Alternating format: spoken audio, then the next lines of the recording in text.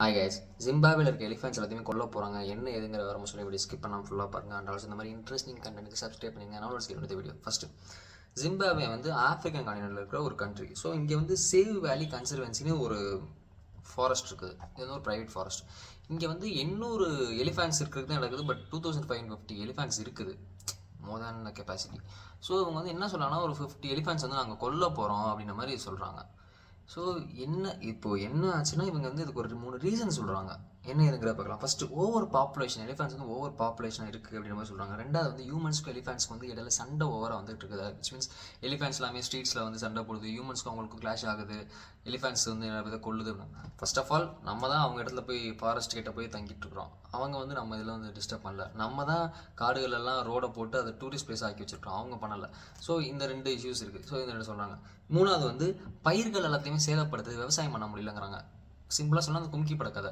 அவங்க விவசாயம் பண்ணுறது, பயிர் வளர்றது, நெல் வளர்றது, இது எல்லாத்தையுமே வந்து மிதித்து டேமேஜ் ஆக்கிட்டு போயிடுது.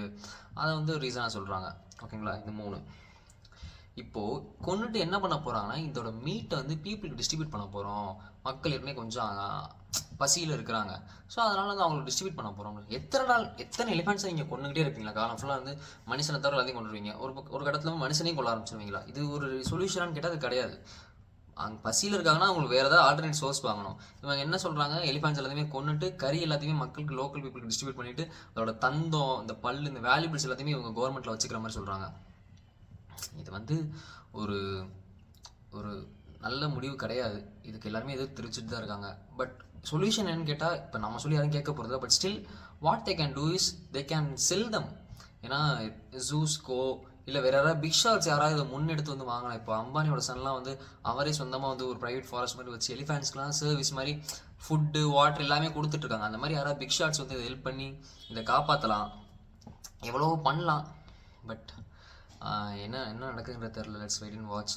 இந்த மாதிரி இன்ட்ரெஸ்டிங் எனக்கு சப்ஸ்கிரைப் பண்ணிடுங்க. பாய்.